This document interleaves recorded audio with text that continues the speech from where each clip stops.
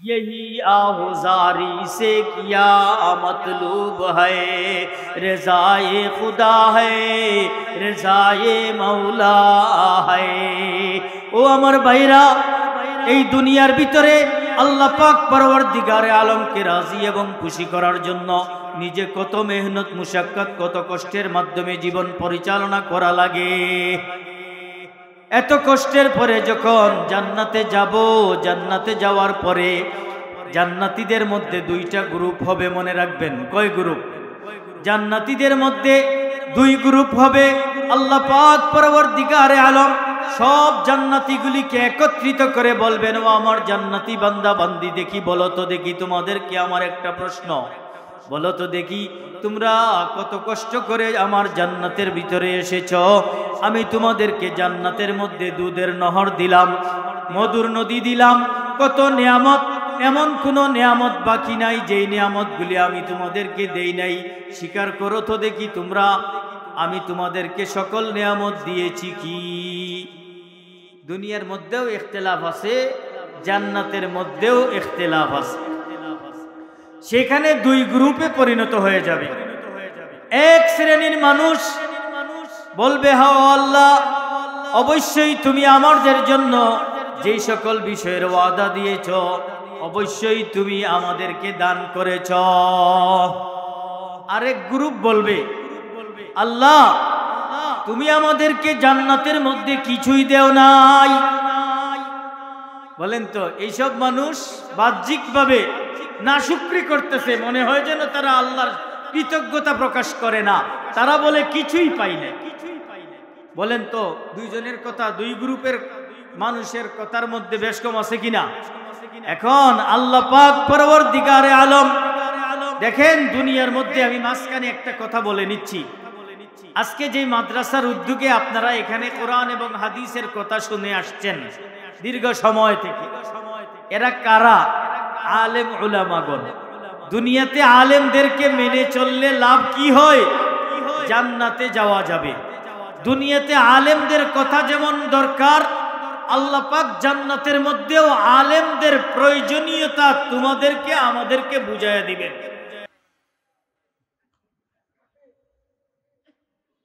বয়ান শুরু করার আগে সকলের কাছে একটি আবদার করব, বিশেষ করে যে সকল ভাইরা দাঁড়িয়ে আছে, আমরা কি মেহরবানি করে একটু বসতে পারি? যদি বসুন, বসে বসে দিনের কথা শুনলে প্যান্ডেলের ভিতরে যদি আল্লাহর রহমত নাজিল হয় তা আমরাও ভাগীদার হয়ে যাব। আর যদি প্যান্ডেলের ভিতরে রহমত নাজিল হচ্ছে কিন্তু আমি দাঁড়িয়ে থাকার কারণে আমি আল্লাহর রহমত থেকে বঞ্চিত হচ্ছি, কি বলেন? আল্লাহর রহমত থেকে বঞ্চিত হই, এটা আমরা চাই? যদি না চাই তাহলে দয়া করে একে অপরকে জায়গা করে দেই। বাইরে যারা আছি আমরা বেশি সময় কথা বলবো না। কথা তো আলহামদুলিল্লাহ অনেক হয়ে গেছে। আমাদের হযরত পরিচালনা করতে যেয়ে অনেক কথা বলছেন, যেগুলি অনেক কথা আমার ব্যাপারে বলছেন, এই কথার সাথে আমার কোনো মিল নেই। যাই হোক, হযরত অনেক বলতে পারেন, মুবারকবাদ উনাকে। এই জন্য আমরা যারা দাঁড়িয়ে আছি দয়া করে সামনে চলে আসি, প্যান্ডেলের নিচে বসে যাই। আর যারা পিছনে আসি একটু এই খালি জায়গাগুলো পূরণ করে বসি। খালি জায়গাগুলি পূরণ করে বসতে পারবো নি ভাই? না মিস্টার ইবলিসকে একটু জায়গা দিব? হ্যাঁ, কি বলেন? শয়তানকে আমরা আমাদের কাছে জায়গা দিব? কারা কারা চাই?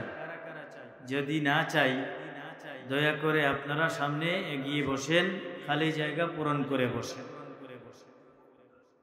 শয়তানের কাজ হলো, আমাদের মাহফিল পরিচালনার পক্ষ থেকে ভলেন্টিয়ার ভাইরা আছেন, তাদের কাজ হলো মানুষকে বসায়া দেওয়া। শয়তানও এরকম ডিউটি করতেছে। যেখানে যেখানে আল্লাহর দ্বীনের কথা হয় এমন জায়গাতে শয়তান ডিউটি করে, কিন্তু মনে রাখবেন এরা পুরস্কৃত হয়।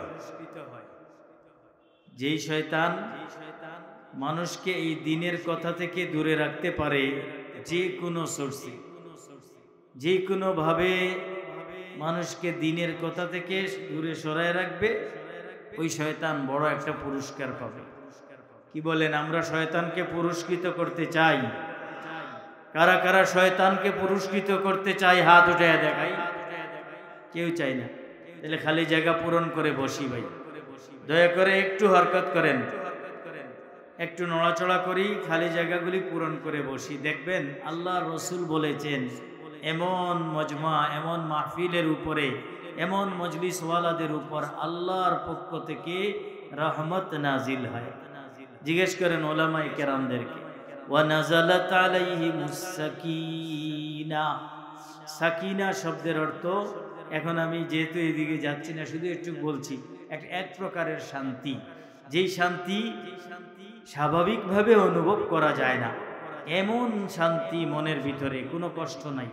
এখানে যারা বসছেন, কেউ কষ্টের কারণে কাতরাচ্ছেন, হ্যাঁ, কারো কষ্ট হইতেছে, আরো মনের ভিতরে শান্তি আসবে যখন কোরআন এবং হাদিসের কথা মনোযোগ সহকারে শুনতে পারবেন ইনশাআল্লাহ।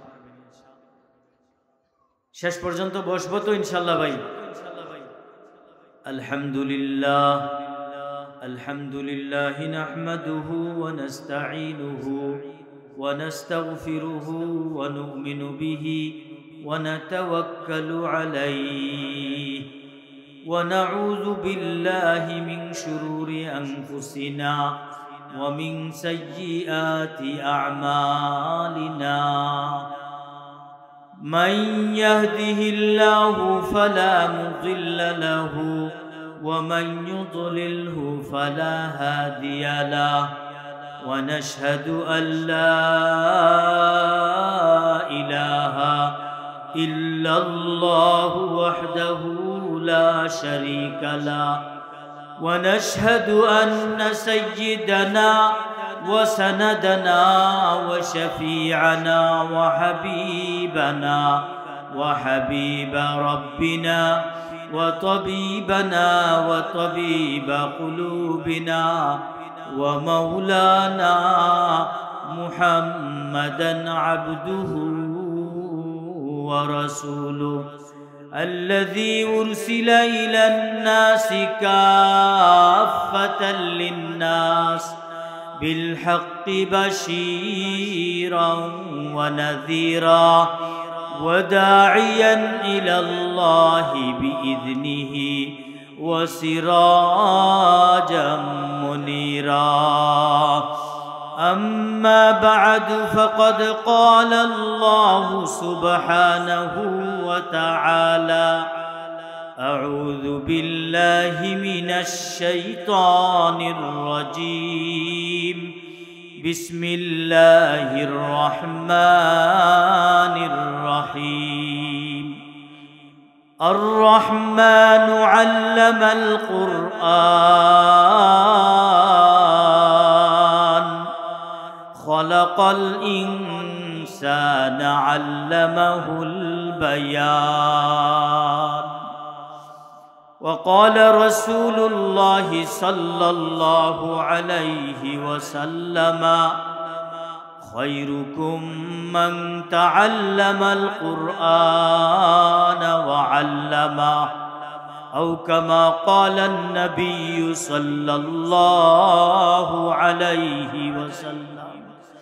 وقال رسول الله صلى الله عليه وسلم: بلغوا عني ولو آية، أو كما قال رسول الله صلى الله عليه وسلم.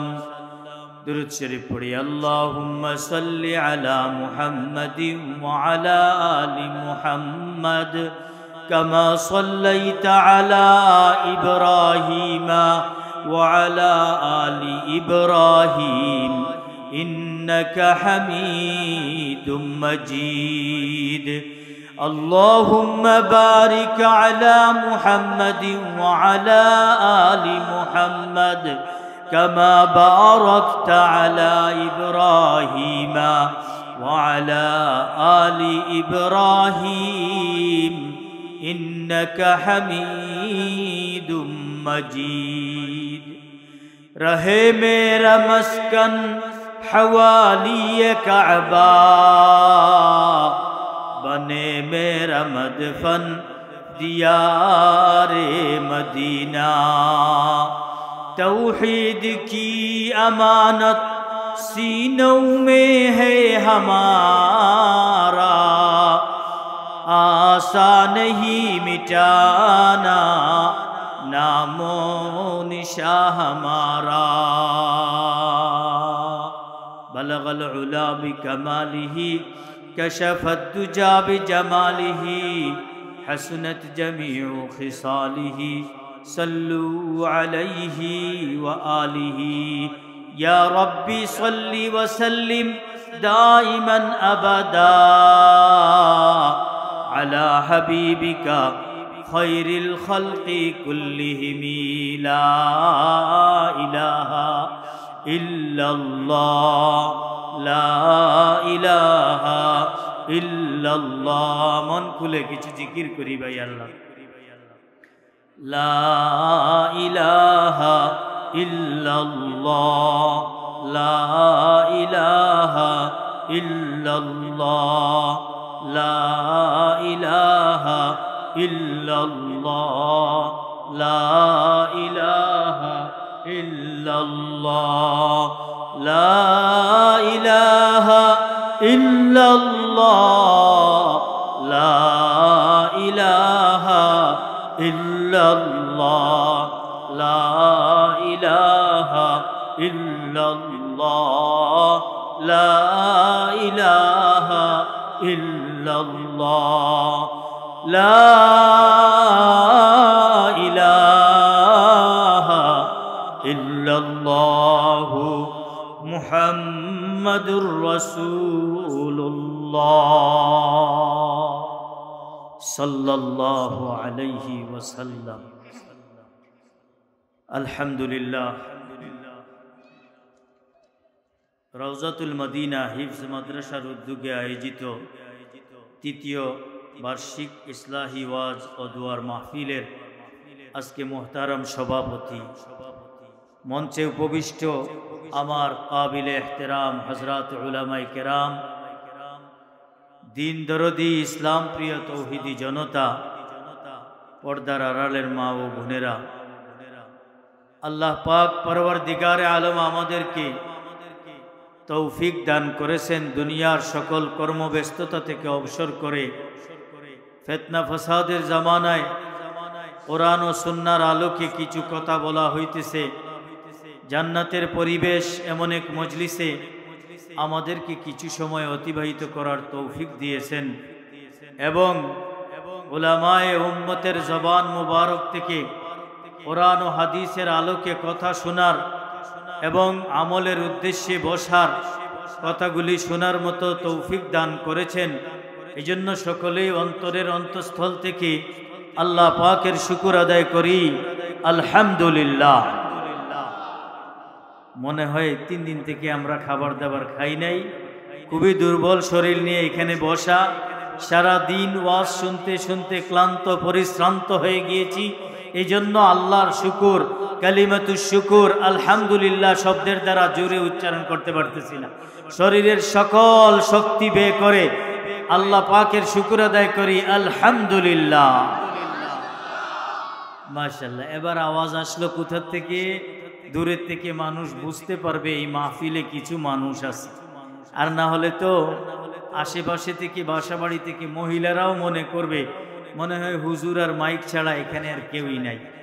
আলহামদুলিল্লাহ, আল্লাহ পাকের মেহেরবানি, কোরআনের মজলিস, দীর্ঘ সময় থেকে আপনারা কোরআন এবং হাদিসের আলোকে কথা শুনে আসতেছেন। আমি আপনাদেরকে বেশি বিরক্ত করব না, অল্প সময়ের ভিতরে আমার আলোচনা শেষ করার চেষ্টা করব। আমি আপনাদের সামনে কোরআনুল কারীমের 14টি সূরা আছে, 114টি সূরা।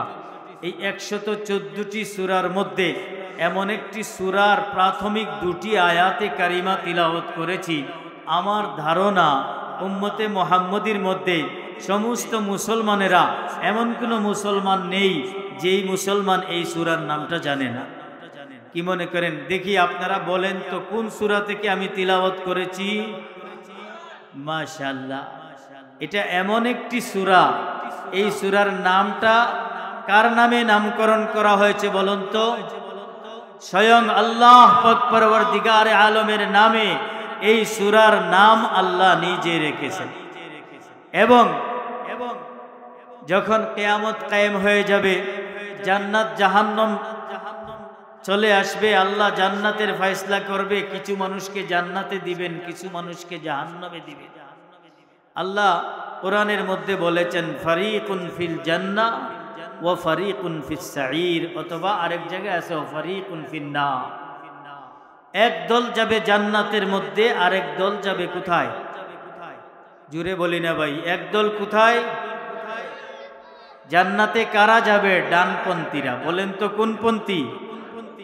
আমরা ডানপন্থী না বামপন্থী? হ্যাঁ, ডানপন্থী। মনে রাখবেন, জান্নাতীরা হবে ডানপন্থী, জাহান্নামীরা কোনপন্থী? বামপন্থী। দুনিয়াতে যারা ডানপন্থীদের সাথে থাকবে তারা কোথায়? তাদের ঠিকানা। আমার সাথে একটু জুড়ে কথা বলুন। যারা ডানপন্থীদের সাথে জীবন যাপন করবে তাদের ঠিকানা কোথায়? জান্নাত। যারা বামপন্থীদের সাথে দুনিয়াতে বিচরণ করবে, চলাফেরা করবে, খাওয়া দাওয়া করবে, উঠা বসা করবে, তাদের ঠিকানা হবে কোথায়? পরিষ্কার। আল্লাহ পাক এই প্রশ্নের উত্তর স্পষ্ট করে দিয়েছেন, এর মধ্যে কোনো ভুল ঝামেলা ঝামেলা নাই, পরিষ্কার। যারা দুনিয়াতে আল্লাহর দলের হবে তারা হবে কোথায় বলেন না? আল্লাহ কোরআনের মধ্যে বলেন, আল্লাহ জেনে রাখছে, ডাক দিয়ে সবাইকে সতর্কবাণী দিয়ে বলছেন, আলা ইন্না হিজবাল্লাহ, জেনে রাখো নিশ্চয় আল্লাহর দল যারা হবে তারা সফল কাম, হুমুল মুফলিহুন। বলেন না কারা হবে? তারা সফল কাম হবে। মেরে মুহতারাম ভাইও, আল্লাহ পাক পরওয়ারদিগারে আলম জান্নাতের মধ্যে সকল জান্নাতীদেরকে একত্রিত করবেন একটা জায়গার মধ্যে। এই জায়গার মধ্যে একটা মাহফিল হবে, বিশাল এক মাহফিল। আমরা এখানে অল্প কয়েকজন, গুটি কয়েকজন মানুষ বসেছি। এই যে হুজুর বলছেন, ইমাম খতিব সাহেব হুজুর আপনাদের খুব সুপরিচিত, এই মাহফিলের সভাপতি হুজুর আরেক হুজুরের উদ্ধৃতি দিয়ে বলেছেন, বানরের নাচ যদি হইতো তার চেয়েও বেশি মানুষ হইতো। ঠিক না? আসল কথা, মিষ্টি সবাই খাইতে পারে। হুজুর যে বলেছেন স্বর্ণের দোকানে কি সবাই যাইতে পারে? সবাই যাইতে পারে না। মনে রাখবেন, জান্নাতেও সবাই যেতে পারবে না, যদিও যায় পানিশমেন্টের পরে যেতে হবে। বলেন না? যদিও যাবে কিন্তু কি কিছু পানিশমেন্টের পরে যাওয়া লাগবে। আর কিছু মানুষ আছে একেবারে সরাসরি, তাদের জন্য জান্নাতের দরজা দিয়ে এখানে দারওয়ান থাকবে, সিকিউরিটিরা ডাকতে থাকবে, আসেন আসেন, সালামুন কাওলাম মির রাব্বির রহিম। কার পক্ষ থেকে সালাম সম্ভাষণ জানানো হবে? আল্লাহ পাক পরওয়ারদিগারে আলমের পক্ষ থেকে। মেরে মুহতারাম দোস্ত, যেই কথাটি বলতেছিলাম শুরুতেই মনে রাখবেন, আমার কথাগুলির পয়েন্ট মনে রাখবেন, অন্যদিকে গেলেও আবার জিজ্ঞেস করব, বলুন তো দেখি আগের কথা কোথায় ছিল। আল্লাহ পাক পরওয়ারদিগারে আলম জান্নাতের মধ্যে কিছু মানুষকে একত্রিত করবেন। সেই জায়গাতে একটা মাহফিল হবে, বিশাল এক মাহফিল। ১৬ লক্ষ নবী, আম্বিয়ায়ে কেরাম আলাইহিমুস সালামগণ শুধুমাত্র স্টেজে বসবেন।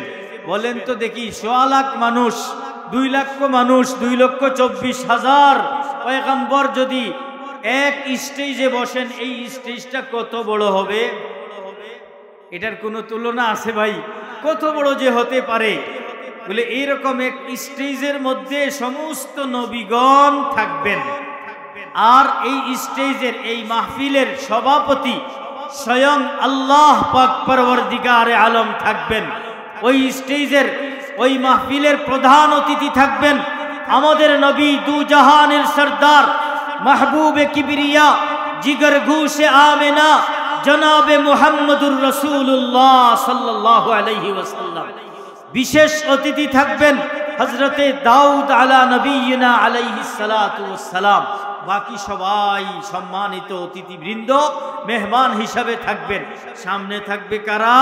সমস্ত জান্নাতীরা। যেই সমস্ত জান্নাতীরা দুনিয়ার মধ্যে কষ্ট করে আল্লাহর হুকুমকে মেনেছে, আল্লাহর হুকুমের উপর নিজের জীবনটাকে প্রতিষ্ঠিত করেছে, নাফরমানদের সাথে সঙ্গ দেয় নাই, রাতের ঘুমকে আরামের ঘুমকে হারাম করে তাহাজ্জুদের নামাজ পড়েছে, কোরআন এবং হাদিসের জন্য নিজের জীবনটাকে বিসর্জন দিয়েছে, নবীর ইজ্জতের জন্য, নবীকে শেষ নবী ঘোষণা করার জন্য বুকের তাজা রক্ত আল্লাহর রাস্তায় পেশ করেছে। এই সমস্ত মানুষগুলি আল্লাহ পাক পরবর্তীকারে আলম এবং সমস্ত নবীদের সম্মুখে বসা থাকবে। এরা যখন আল্লাহ পাক পরবর্তীকারে আলম যখন স্টেজে আসবেন, বলবো বাকি কথা, যখন স্টেজে আল্লাহ পাক সভাপতির আসন গ্রহণ করবেন, বলেন না কোন আসন? সভাপতির আসন যখন গ্রহণ করবেন আল্লাহ পাক পরবর্তী, এর আগে একটা হাদিস বলি। নবী পাক সাল্লাল্লাহু আলাইহি ওয়াসাল্লাম যখন আল্লাহর নিদর্শনের কথা, সাহাবায়ে কেরাম আল্লাহর দর্শনের কথা সাহাবায়ে কেরামদের সামনে আলোচনা করতেছিলেন, এক সাহাবী জিজ্ঞেস করেন, ইয়া রাসূলুল্লাহ, আমরা আল্লাহকে দেখতে পাবো? বলুন তো, আমরা দুনিয়াতে আল্লাহকে কি দেখতে পাই? দুনিয়াতে আল্লাহকে দেখার মতো চোখ আমাদেরকে আল্লাহ দেয় নাই। যদি দেখার মতো চোখ থাকতো দুনিয়াতেও আল্লাহকে দেখা যেত। কথাটা বুঝছেন? হযরত মুসা আলাইহিস সালাম দুনিয়াতে চেয়েছিলেন, আল্লাহ একটু দেখতে দাও না, তোমাকে একটু দেখব। মুসা আলাইহিস সালামের জাতিরা এমন খান্নাস ছিল, আল্লাহকে দেখার জন্য আবদার করতেছে, ও মুসা তোমার রবকে একটু দেখবো, আল্লাহকে দেখবো, একটু বলো না। জাতির এই পেরেশানির কারণে হযরতে মুসা আল্লাহর কাছে বলতে বাধ্য হয়েছেন, বলছেন, ওগো আল্লাহ একটু দেখবো তোমাকে।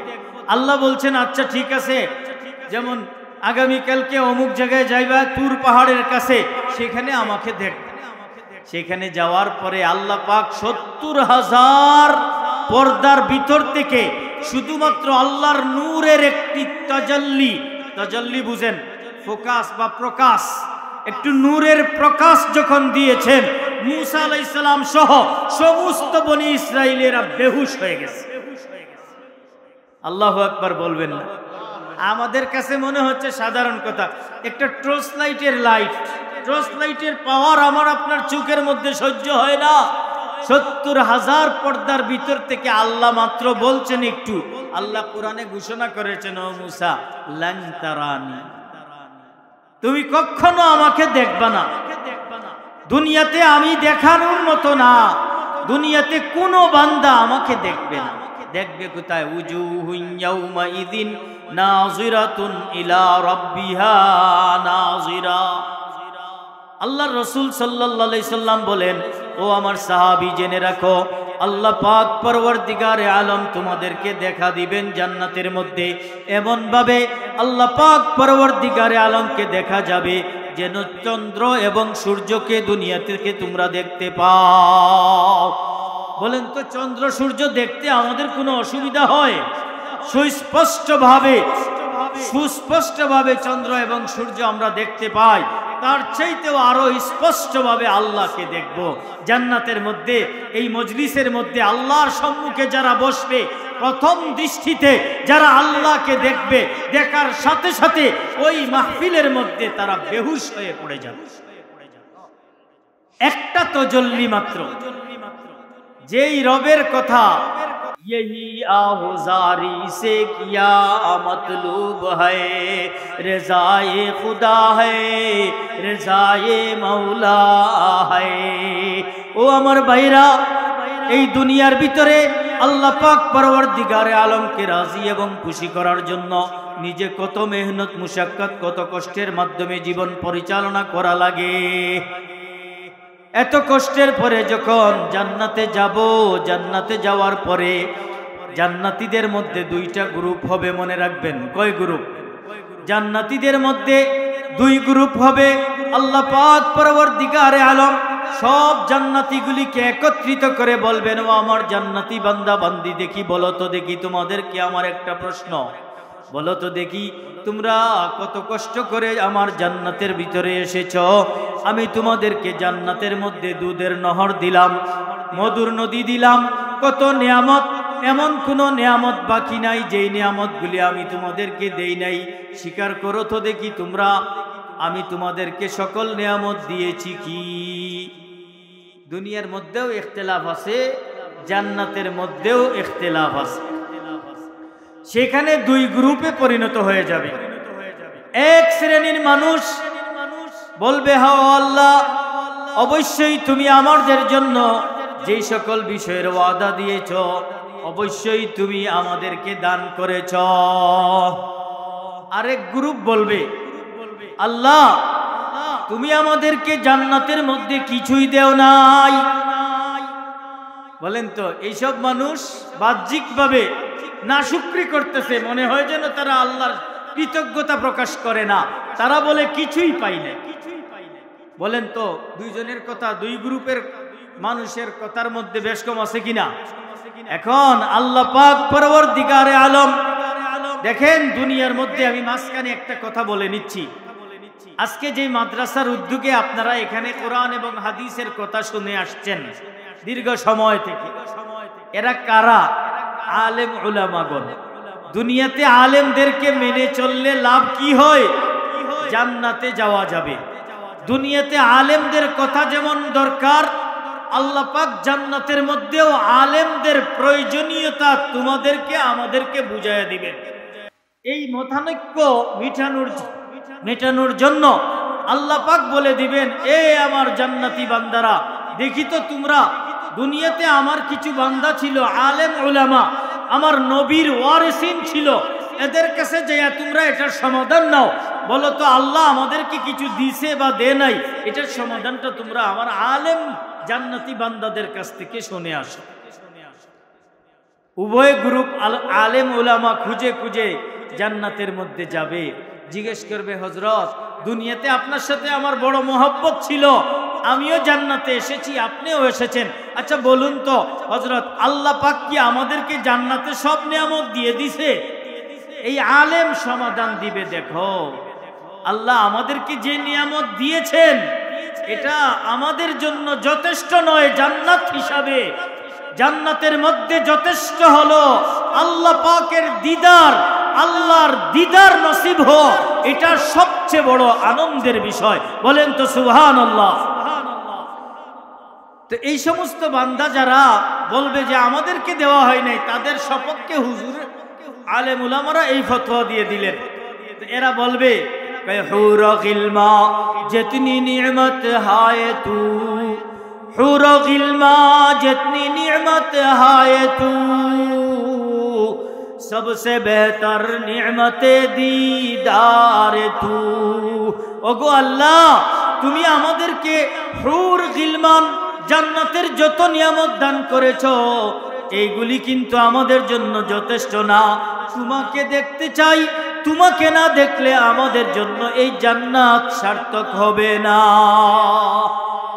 এই জন্য আমার ভাইরা, আমি যেই কথাগুলি বলেছিলাম আগে, আল্লাহ পাক যখন দেখা দিবে বান্দাকে, তখন বান্দা বেহুশ হয়ে যাবে। আল্লাহ আবার এখানে বেহুশ হওয়ার আগে আরেকটা জিনিস আছে, বলবো এটা, আরেকটা বিষয় বাকি আছে। আল্লাহকে যখন দেখবে মানুষ, তখন যে বেহুশ হয়ে যাবে, তার আগে মানুষ আল্লাহকে দেখার সাথে সাথে জান্নাতি যে মদ আছে, মদ চিনেননি? আমাদের বাংলাদেশের মানুষ কি মদ চিনে? মনে হয় কেউই চিনি না আমরা। ড্রিঙ্কস চিনি না? হ্যাঁ, উত্তরার মানুষ তো, উত্তরার সংশ্লিষ্ট মানুষ, আপনারা হয়তো মদ চিনেন না, ড্রিঙ্কস চিনেন। তো যাই হোক, জান্নাতি ড্রিঙ্কস যখন এরকম বিশাল বড় মটকা ভরে ভরে আনা হবে জান্নাতি মানুষকে পান করানোর জন্য। দুনিয়াতে বলেন তো ভাই, সবাই আমার সাথে একমত, দুনিয়াতে কি মদ খাওয়া হালাল না হারাম? আরো জোরে বলি, দুনিয়াতে মদ পান করা হালাল না হারাম? যে সকল ভাইয়েরা মদ পান করে বুঝে নিবেন, শুনে নিবেন, ভালো করে বুঝে নিবেন, যারা দুনিয়ায় মদ পান করবে জান্নাতে তাদের অংশ নাই, জান্নাতে যাইয়া মদ পান করতে পারবে না। আল্লাহ বলেছেন কোরআনের মধ্যে, মদের একটা নদী থাকবে, নদী, মদের নদী। জান্নাতীরা যত ইচ্ছা সেখান থেকে উঠাইয়া নিজের হাতে মদ পান করবে। এমন মদের নাম কি? শারাবান তাহুরা। বলেন না, এই মদ পান করার সাথে দুনিয়াতে যখন মানুষ মদ পান করে মাথা নষ্ট হয়ে যায়, মাতলামি করে, হ্যাঁ, আসমান জমিন এখানে করে উড়ুল পালট কথাবার্তার কোনো ঠিক ঠিকানা নাই, এমন অবস্থা হয়। কিন্তু জান্নাতের মধ্যে মদ পান করার সাথে সাথে শুধুমাত্র এশকে এলাহি, মারিফাতে এলাহি বাড়তে থাকবে। মেরে মোহতারাম দুস্ত, এই মজমার মধ্যে আল্লাহ পাক পরওয়ারদিগার আলম যখন দেখা দিবেন, মদ পান করানো হবে এক একজনকে এক একটা পাত্র দিয়ে। যার যত বেশি আল্লাহর ইশক আর ভালোবাসা দুনিয়াতে ছিল, তত বড় বড় পাত্র দিয়ে এক একজনকে মদ পান করানো হবে। মদ পান করবে আর বেহুশ হয়ে যাবে, একসাথে হাজার হাজার বছর চলে যাবে এক বেহুশ অবস্থায়। আল্লাহ পাক আবার ডাক দিয়ে উঠাবেন, এরকম উঠানোর পরে আবার খাবে, আবার বেহুশ হবে, অজ্ঞান হয়ে যাবে।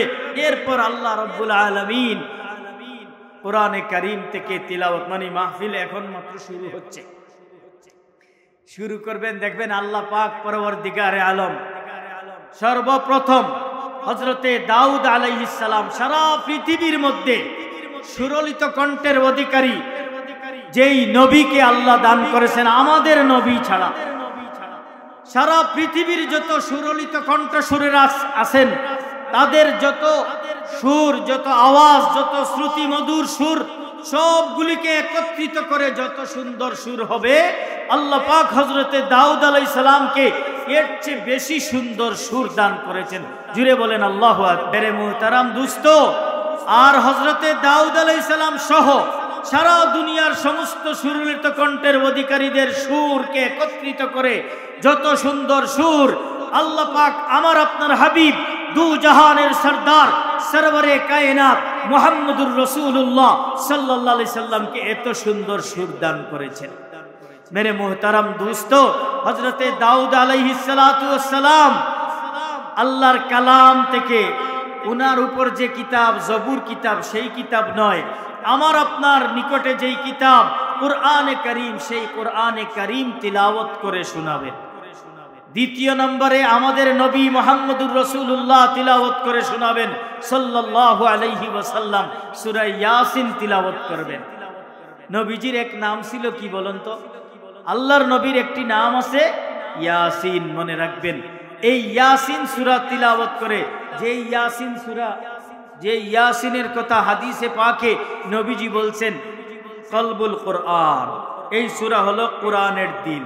প্রত্যেক মানুষের একটা দিল আছে, অন্তর আছে, হৃৎপিণ্ড আছে। কোরআনের অন্তর হলো সূরায়ে ইয়াসিন। মাঝখানে একটা কথা বলে যাই ভাই, যারা কোরআন শরীফ তেলাওয়াত জানেন, প্রতিদিন সকালবেলা সূরা ইয়াসিন তিলাওয়াত করবেন। আল্লাহ পাক তার জিম্মাদারিতে ওই বান্দাকে নিয়ে নেন। এই বান্দার কোনো বিপদ আপদ নাই, কিছুই নাই, সব কিছুর মালিককে, সব কিছুর জিম্মাদার আল্লাহ রাব্বুল আলামিন। মেরে মুহতারাম দোস্ত, কথা অন্যদিকে চলে গেছে। এরপর তৃতীয় নম্বরে আল্লাহ পাক পরওয়ারদিগারে আলম সভাপতি, দেখেন এই সূরা সূরাতুর রহমান তিলাওয়াত করে শোনাবেন আল্লাহ, যে ও আমার বান্দাগণ, দুনিয়াতে শুধু আমার নবীর উপর কোরআন নাজিল করেছি, এই কোরআন তোমরা শুনেছ, কেউ বা কোরআন পড়েছ, আমার নাম সহ আমার এই সূরাটি তিলাওয়াত করেছ। আজকে আমি আল্লাহ সমবেত জান্নাতীদের মধ্যে একত্রিত করে আমি আল্লাহ আমার নাম জড়িত এই সূরা সূরাতুর রহমান তিলাওয়াত করে তোমাদেরকে শোনাবো। সেদিনের জন্য আমরা অপেক্ষমান থাকি। আজকের এই মাহফিলের মতো আল্লাহর সেই মাহফিলে যেন আমরা উপস্থিত হয়ে আল্লাহ পাকের জবান থেকে আমরা যেন সূরা আর রহমান তিলাওয়াত শুনতে পারি। মেরে মোহতারাম ভাইও, আমি যে কথাগুলি বলেছিলাম, কথা লম্বা হয়ে অনেক দিকে চলে গেছি, অন্যদিকে আপনাদের সামনে সূরা কি উঠাউটি করবেন? শেষ করে দিব, শেষ করে দিব সূরা তাহা। মাশাআল্লাহ, দেখছেন মুরব্বির দিলের জজবা, জানার আগ্রহ। এরকম জানার আগ্রহ কিন্তু আমাদের রাখতে হবে। আল্লাহ সবাইকে কবুল করুন। সূরাতুর রহমান, রহমান শব্দের অর্থ হইল দয়াময়, দয়ালু। আল্লাহ পাক বান্দার প্রতি অতি দয়ালু। হাদিস শরীফের মধ্যে এসেছে, এই সূরার তাফসীরের মধ্যে আসছে রহমানুন ফিদ দুনিয়া ওয়া রাহিমুন ফিল আখিরা। আল্লাহ পাক যে দয়ালু, বান্দার উপরে যে দয়া করেন, এই দয়া রহমান নামক এই গুণের কারণে দুনিয়াতে দয়া করে থাকেন, আর রহিম নামক গুণের কারণে আল্লাহ আখিরাতের মধ্যে বান্দাকে দয়া করবেন। যেদিন কিসের আওয়াজ? মাইকের আওয়াজ। দুরূদ শরীফ পড়ে আল্লাহুম্মা সাল্লি আলা মুহাম্মাদি ওয়া আলিহি ওয়া সাহবিহি ওয়া বারিক ওয়া সাল্লাম। যার সামন ভাই খালি আছে একটু মেহেরবানি করে সামনে এগিয়ে আসে। রহমান নামক গুণের দ্বারা আল্লাহ, রহমান নামক গুণের দ্বারা আল্লাহ দুনিয়াতে মানুষকে দয়া করবেন, আর রহিম নামক গুণের দ্বারা আখিরাতের মধ্যে আল্লাহ বান্দাকে দয়া করবেন। আর রহমান আল্লামাল কুরআন, দয়াময় আল্লাহ। আমি আপনাদের সামনে দুটি আয়াতে কারিমা তিলাওয়াত করছি। এই দুই আয়াতের তরজমা বলে, হাদিস বলে, আনুষঙ্গিক কিছু কথা বলে শেষ করে দিব। বসবেন তো ইনশাআল্লাহ? উঠাউঠি কিন্তু শুরু করে দিয়েছেন। আল্লাহ পাক পরওয়ারদিগারে আলম কুরআনে কারীমের মধ্যে ইরশাদ করেন, আর রহমান, দয়াময় আল্লাহ, আল্লামাল কুরআন, কুরআন শিক্ষা দিয়েছেন। তৃতীয় নম্বরে বলেন খলাকাল ইনসান, মানুষ সৃষ্টি করেছেন। আমাদের প্রশ্ন, এই তিনটি অনুবাদের মধ্যে আমাদের প্রশ্ন জাগে কিনা ভাই, যে আল্লাহ কাকে কোরআন শিক্ষা দিলেন? আল্লাহ প্রথমে বলছেন দয়াময় আল্লাহ শিক্ষা দিয়েছেন কোরআন। তৃতীয় শব্দে বলেছেন যে মানুষ সৃষ্টি করেছেন। তাহলে কাকে কোরআন শিক্ষা দিলেন? প্রশ্ন আসে না? এখন কিন্তু আর ওই রকম ওয়াজ নাই, ভালো করে বুঝেন, বুঝার চেষ্টা করেন। মুফাসসিরিনে কেরাম বলেন আল্লাহ রব্বুল আলামিন এখানে মানুষ সৃষ্টি করেছেন এই শব্দটি, এই কথাটি পরে বলেছেন, যার কারণ আমাদের প্রশ্ন জাগছে। আল্লাহ কোরআন শিক্ষা দিলেন, এটা বাস্তবের মধ্যে কোনো সন্দেহ নাই। মুফাসসিরিনে কেরামরা বলেন যেই ব্যক্তি কোরআন শিক্ষা করলো, যে ব্যক্তিকে আল্লাহ কোরআন শিক্ষার তৌফিক দান করবেন, এবং যেই ব্যক্তি কোরআনে কারীম শিক্ষা করলো, এই ব্যক্তি যেন পরিপূর্ণ মানুষে রূপান্তরিত হলো। এখন আরেকটু পরিষ্কার হওয়া দরকার, তাহলে আল্লাহ কাকে কোরআন শিখাইলেন? বলে সাধারণ মানুষ, যারা রূপক মানুষ, দেখতে শুনতে মানুষ, জ্ঞান গরিমার দিক দিয়ে মানুষ, বডির দিক দিয়ে মানুষ। আচ্ছা বলেন তো, একজন মানুষ কোরআন জানে আর একজন কোরআন জানে না, দুইজন একসাথে দাঁড় করাইলে বোঝা যাবে যে কে কোরআন? হয়তোবা আমাকে পাঞ্জাবি পায়জামা পরছি দেখে মনে করতে পারেন, আমি যদি আপনাদের মতো, আল্লাহ মাফ করুক, প্যান্ট শার্ট পরে দাঁড়াই, আপনারা কি বুঝবেন আমার ভিতরে কোরআন আছে, আমি কোরআন জানি কি না? তো ঠিক তেমনি ভাবে দুইজন মানুষকে কোরআন, একজন মানুষ কোরআন জানে আর একজন কোরআন জানে না, দুইজন এক সমান দেখতে। এখন আমি কাকে কোরআন শিখাবো বুঝতে পারতেছি না। যে কোরআন জানে না তাকেই আমি কোরআন শিখাবো। আল্লাহ পাক পরওয়ারদিগারে আলম শুধুমাত্র রূপক মানুষ সৃষ্টি করছেন। এই মানুষদের মধ্যে থেকে পরিপূর্ণ মনুষ্যত্বশীল মানুষ তৈরি করার জন্য আল্লাহ কোরআনে কারীম নাজিল করেছেন। যেই ব্যক্তি কোরআনে কারীম শিক্ষা করবে, ওই ব্যক্তি পরিপূর্ণ মানুষ হিসাবে আল্লাহর কাছে পরিগণিত হচ্ছে। আমার কথাটি বুঝতে পারছেন ভাই? এবার আসুন, আল্লাহ বলেন আরেক আয়াতের মধ্যে, কুল হাল ইয়াস্তাবিল্লাযীনা ইয়ালামুনা ওয়াল্লাযীনা লা ইয়ালামুন ইন্নামা ইয়াতাযাক্কারু উলুল আলবাব। নবী পাক সাল্লাল্লাহু আলাইহি ওয়াসাল্লামকে আল্লাহ বলেন, ওগো নবী আপনি বলে দিন, যেই ব্যক্তি কোরআন জানে, যেই ব্যক্তি কোরআন পড়তে পারে, যেই ব্যক্তি কোরআনের মর্মার্থ বুঝে, আর যেই ব্যক্তি কোরআন জানে না, যেই ব্যক্তি কোরআন পড়তে পারে না, যেই ব্যক্তি কোরআনের মর্মার্থ বুঝে না, ওই দুই ব্যক্তি কি সমান? বলেন তো, আমরা উত্তর দেই, ওই দুই ব্যক্তি কি সমান? আপনাদের মসজিদের খতিব সাহেব আর আপনাদের স্কুলের কলেজের প্রফেসর সাহেব দুইজন কি এক সমান? আল্লাহ দুইজনকে দুই ধরনের যোগ্যতা দান করেছেন। ইমাম সাহেব কোরআনের ইলমে আলেম হয়েছেন, আর প্রফেসর সাহেব জাগতিক জ্ঞানে জ্ঞানী হয়েছেন। ঠিক না বেঠিক বলেন না? আল্লাহ পাক পরওয়ারদিগারে আলম কোরআনে কারীমের মধ্যে বলেছেন, যে ব্যক্তিকে আল্লাহ কোরআন শিখাইছেন সেই ব্যক্তিকে আল্লাহ প্রকৃত মানুষ বানাইছেন। যেই ব্যক্তি শুধুমাত্র কোরআন শিখলো না, দুনিয়ার জ্ঞানে জ্ঞানী হলো, কিন্তু কোরআন জানে না, কোরআনের জ্ঞান, কোরআনের শিক্ষার ছায়া, কোরআনের শিক্ষার পরশ তার উপরে পড়লো না, সেই ব্যক্তি যত শিক্ষিত হোক না কেন, সে মানবরূপী শয়তান, মানবরূপী পশু। যেমন মনে করেন আপনাদের আমাদের সমাজের মধ্যে বিগত যুগে, বিগত সময়ে ডক্টর আহমদ শরীফ নামক এক ব্যক্তি ছিল। বলেন এই ব্যক্তি কি শিক্ষিত না অশিক্ষিত? আপনাদের কাছে কি মনে হয়? তাসলিমা নাসরিন নামক এক নাস্তিক ছিল, বাংলাদেশের জমিনে তার ঠাঁই হয় নাই। বলেন তসলিমা শিক্ষিত না অশিক্ষিত? শিক্ষিত। তাহলে কোন ধরনের শিক্ষা অর্জন করার কারণে মানুষ সমাজে শিক্ষিত বলে কি হবে? স্বীকৃতি লাভ করবে।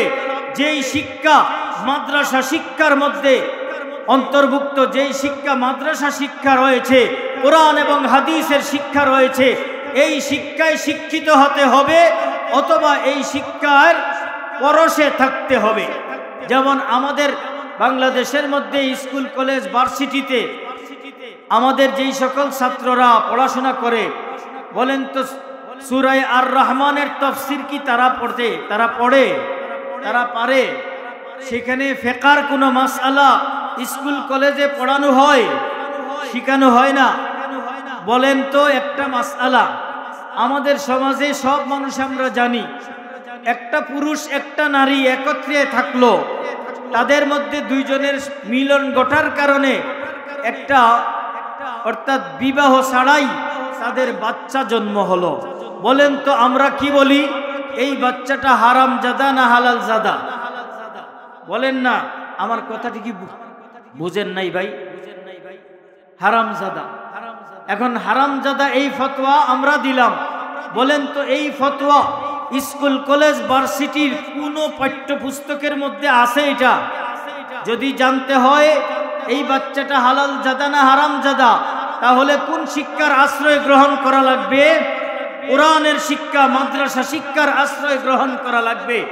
এই জন্য আমি বলেছি আমার ভাইয়েরা, শুধুমাত্র যদি শিক্ষা গ্রহণ করা হয়, জাগতিক শিক্ষায় শিক্ষিত কোনো ব্যক্তি কোরআনের শিক্ষায় শিক্ষিত ব্যক্তির পরশে যদি না থাকে, তাহলে তার নাম হবে ডক্টর আহমদ শরীফ, যাকে বাংলাদেশের জমিন থেকে আলেম উলামা, ধর্মপ্রাণ মুসলমানেরা তাদেরকে তাড়িয়ে বিদায় করে দিয়েছে। তাসলিমা নাসরিনের মতো কুখ্যাত নাস্তিক মুরতাদ, তাকে বাংলাদেশের জমিনে ঠাঁই দেওয়া হয় নাই, শুধুমাত্র জাগতিক শিক্ষায় শিক্ষিত হওয়ার কারণে।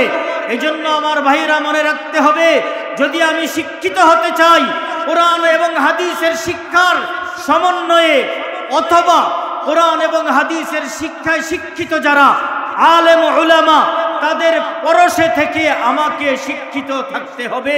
যদি এমন হয় তাহলে আজকে আমাদের সমাজের মধ্যে ইসলাম দরদি মুসলমান ভাইরা, আপনারা মাদ্রাসায় পড়ালেখা করেন নাই, কোরআন হাদিস জানেন নাই, শিখেন নাই, তারপরেও আজকে নবী মুহাম্মদুর রাসূলুল্লাহকে শেষ নবী যারা বলে স্বীকার করে না, তাদের প্রতি আপনাদের খুব আছে না? কি বলেন? আমাদের সমাজের মধ্যে 16 কোটি মানুষ যদি থাকে, এখানে কতজন আলেম? অধিকাংশই দিন দরদি মুসলমান ভাইরা, যাদের দিলের ভিতরে, যাদের শিক্ষার মধ্যে কোরআন এবং হাদিসের শিক্ষার পরশ লেগেছে। যেরকম ভাবে টিউবলাইটের লাইটের কারণে আজকে আমি আর আপনি আলোকিত হয়েছি, মনে রাখবেন সারা দুনিয়াতে কওমি মাদ্রাসা শিক্ষার কারণে আজকে বাংলাদেশের মুসলমানেরা সারা পৃথিবীতে যে যেখানে আছে, কওমি মাদ্রাসার উলামায়ে কেরামদের শিক্ষার কারণে, কোরআন এবং হাদিসের শিক্ষার কারণে তাদের পরশে আজকে তারা শিক্ষিত হয়ে ইসলাম বিদ্বেষী কোনো কাজকে তারা বরদাস্ত করতে পারে না। কি বলেন? বাংলাদেশের জমিনে ইসলাম বিদ্বেষী কোনো কাজ হোক, সাধারণ জনগণ সহ্য করতে পারে না। যদিও দেখা যায় আমাদের মধ্যে অনেক বিভক্তি, কেউ বা আওয়ামী লীগ ছিল, কেউ বিএনপি, কেউ জামাত, কেউ বিভিন্ন রাজনীতি দলের সাথে সংযুক্ত, কিন্তু ইসলাম এবং মুসলমানের নবীকে নিয়ে কটাক্ষ করলে কেউ সহ্য করতে পারে না। আমরা সকলেই এক প্ল্যাটফর্মে হয়ে আজকে হেফাজতে ইসলাম ডাক দিয়েছে, সারা দেশের উলামায়ে কেরাম ডাক দিয়েছে। আগামী 15 তারিখ সোহরাওয়ার্দী উদ্যানে নবী মুহাম্মদুর রাসূলুল্লাহকে শেষ নবী যারা মানে না, কাদিয়ানীরা অমুসলিম, আজকে তাদের সুশিক্ষায় শিক্ষিত না হওয়ার কারণে কাদিয়ানীদেরকে অমুসলিম ঘোষণা করতে পারতেছে না। মেরে মুহতারাম দুস্ত, এজন্য বাংলার এই 16 কোটি মুসলমান কখনো সহ্য করতে পারবে না যে কাদিয়ানীরা নবী মুহাম্মদুর রাসূলুল্লাহকে শেষ নবী বলবে না, আবার এই দেশে আমাদের সাথে তাল মিলিয়ে চলবে, সেটা কখনো হতে পারে না। যদি থাকতে হয় কাফির হয়ে থাকো, কোনো অসুবিধা নাই, কিন্তু মুসলমান নাম দিয়ে আমাদের সমাজে তোমাদের ঠাঁই নাই। এজন্য আমার আগে সভাপতি সাহেব হুজুর বলে গেছেন, কাদিয়ানীরা বলেন তো কি? কাফের। কোরআনের একটা অক্ষর যারা অস্বীকার করে, কাদিয়ানীদের ব্যাপারে আমি একটু সামান্য কথা বলে অন্যদিকে চলে যাচ্ছি। আল্লাহ কোরআনের মধ্যে বলেছেন, মা কানা মুহাম্মাদুন আবা আহাদিম মির রিজালিকুম ওয়ালাকির রাসূলুল্লাহ ওয়া খাতামুন নবিয়্যিন। আল্লাহ পাক কোরআনের মধ্যে বলছেন মুহাম্মদ সাল্লাল্লাহু আলাইহি সাল্লাম কোন পুরুষের বাবা নয়। বলেন তো, আল্লাহর নবীর ছেলে ছিল, ইব্রাহিম কাসেম ছেলে ছিলেন, কিন্তু তারা ছোটবেলা মারা গেছেন। মুফাসসিরিনে কেরাম এই জন্য বলেন যে বাবা এই মুহাম্মদুর রাসূলুল্লাহর ছেলেরা বড় হয় নাই, বড় কোনো পুরুষের বাবা ছিলেন। কোরআন বলছে, মা কানা মুহাম্মাদান আবা আহাদিম মির রিজালিকুম ওয়ালাকির রাসূলুল্লাহ, বরং তিনি কে? আল্লাহর রাসূল। জুড়ে বলেন, বরং তিনি কে? আল্লাহর রাসূল, বরং তিনি আল্লাহর রাসূল। এরপর আল্লাহ বলেছেন ওয়া খাতামুন নবিয়্যিন, সর্বশেষ নবী। সুতরাং নবীর পরে নবী নাই। এই কথা মুসলমানের আত্মবিশ্বাস, মুসলমান 16 কোটি মুসলমানের অন্তরে আঘাত আনবে যখন কেউ বলবে যে নবীর পরে নবী আছে, আল্লাহর নবীর পরে আর কোন নবী আসবে না, নবী শেষ নবী। এই জন্য খতমে নবুয়ত মানে সর্বশেষ নবী, এই নবীর পরে আর কোন নবী আসবে না। কোন মুসলমান সেটা মেনে নেবে না। আজকে বাংলাদেশের জমিনে রাষ্ট্রীয় হিসাবে যেন এই ঘোষণা হয়।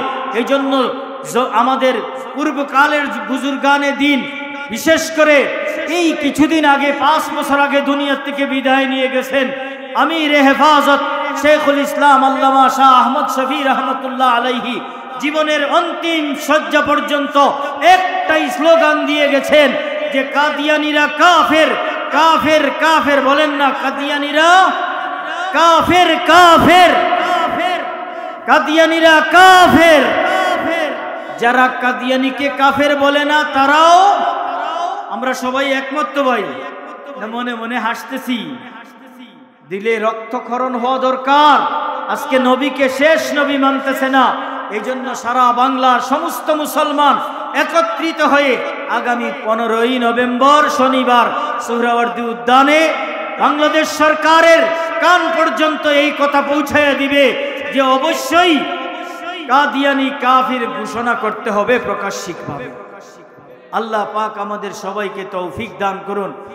এবং যেই কথাটি সর্বশেষ কথা আমার ভাইরা, যে মাদ্রাসার উদ্যোগে আজকের এই মাহফিল, এই মাদ্রাসার আমাদেরকে এই মাহফিল উপহার দিয়েছে, এই মাদ্রাসা আমাদেরকে দ্বীনি শিক্ষা দিয়েছে, এই মাদ্রাসা আমাদের দ্বীনের রাহবার পথ প্রদর্শক। সুতরাং এই মাদ্রাসার প্রতি আমাদের সকলের খেয়াল রাখা উচিত।